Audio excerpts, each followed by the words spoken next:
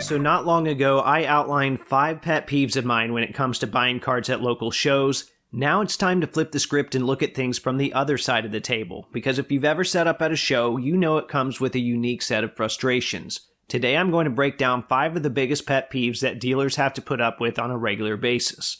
Let's go ahead and jump right into number 1, which I'm going to call the Space Invaders. And if you're my age or older, you probably played a video game with a similar name. The idea here is the same. Someone invades your space and unleashes a whole arsenal of hazards that could throw your entire setup into disarray. In this case, it's a mix of Zion cases, backpacks, and drinks, all placed directly on top of your showcase. I can't emphasize this enough. A dealer's setup is not your personal coaster. I've had everything from coffee to soy sauce spilled on mine. Yes, you heard that right, soy sauce. And these are not kids we're talking about here. These were all grown adults. Now, to be fair, there are plenty of dealers that don't mind if you rest your stuff on their showcase, especially if you're working out a deal. Whenever I need to set something down, I try to keep it at the edge of the case as opposed to putting it directly on the glass. Whatever you do, just remember to be courteous and always ask. Don't ever assume. Otherwise, you might end up being forever labeled as a space invader. Okay, next up is another type of person that can drive a dealer mad, a person I like to call the Rummager. These are the people who dig through your boxes with reckless abandon, leaving a trail of chaos in their wake. They flip cards around, they drop them on the floor, they bend corners. By the time they're through, your neatly organized rows have been reduced to mass disorder. And more often than not, they don't end up buying anything either, for one of several reasons I'll get to later. Look, it's one thing to browse, that's the whole point of a show, but in many cases, dealers have organized their inventory in a way that makes it easier for you to find what you're looking for, whether it's sorted by player, or team, or price. There's a method to the madness, and it takes a lot of time.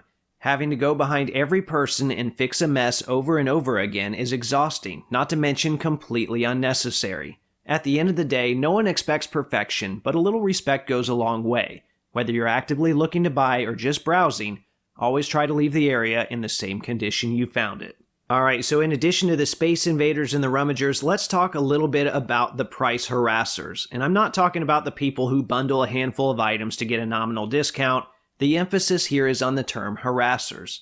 You might remember in my buyer video, I shared my opinion that more dealers need to price their cards. Well, that takes a lot of effort and time, and this group often fails to recognize or simply disregards that process. You've done your homework, you've set a fair price, and yet they still try to haggle.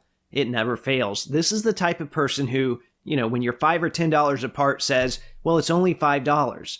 My favorite response to that is telling them, you're right, it's $5, so you should probably just pay it. While negotiating is simply part of the show experience for many, there's a fine line between fair bargaining and disrespecting a dealer's time. Dealers deserve recognition for the time and effort they put into pricing their items. One way to show that is by being courteous and mindful throughout the negotiation process. That includes conversations that other people are having as well, which leads us to the 4th dealer pet peeve, which is the unsolicited expert. This one's always a fun character to encounter at shows. You're in the middle of a deal with a potential buyer, everything's going fine, then out of nowhere some random person, often someone you've never met, decides to insert themselves into the conversation with their, quote, expert opinion. They'll say something like, oh, that card isn't worth that much, or I saw one sell for less last week.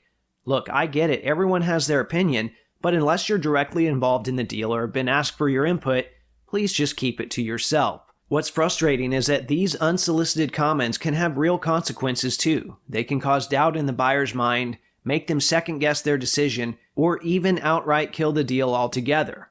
Often the expert has no idea what kind of research the dealer has done to price the card or what the market looks like at that particular moment. It's important to remember that everyone at the show, whether it's a dealer or a buyer, is there to enjoy the experience and make the most of their time. So if you're not already involved in the transaction, just let the deal happen and keep your thoughts to yourself.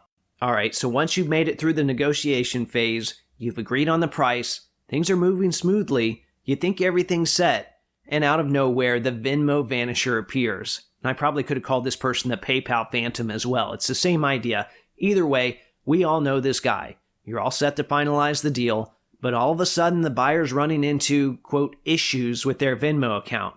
They can't remember their password, they've got to call their wife for approval, or even better, they claim they need to find a friend to send the payment. Not only is this annoying as all get out, but it's a waste of a dealer's time.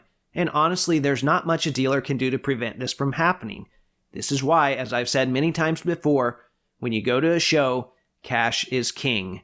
Because when it comes time to pay, it should be smooth sailing, not a runaround.